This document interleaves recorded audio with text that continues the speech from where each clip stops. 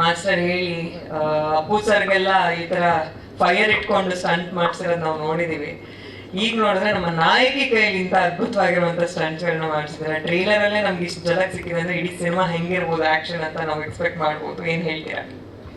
ಎಲ್ಲರಿಗೂ ನಮಸ್ತೆ.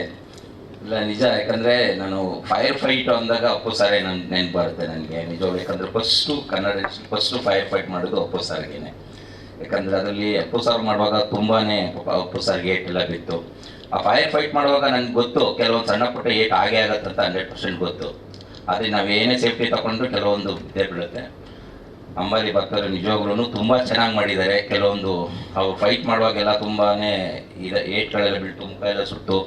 ಕೆಲವೊಂದು ಅಲ್ಲಿ ನೋಡುವಾಗ ರಿಯಲಿ ಅದು ಮೇಕಪ್ ಅಲ್ಲ, ಅದು ರಿಯಲಿ ಏಟ್ ಬಿದ್ದಿರೋದೆ ಕೆಲವೊಂದೆಲ್ಲ. ತುಂಬ ರಿಸ್ಕ್ ತಗೊಂಡು ಮಾಡಿದ್ರು. ನಾನು ಅದೇ ಥರ ಫೈಟ್ ಮಾಡಿದೆ, ತುಂಬ ಕೋಪ್ರೇಟ್ ಮಾಡಿದ್ರು.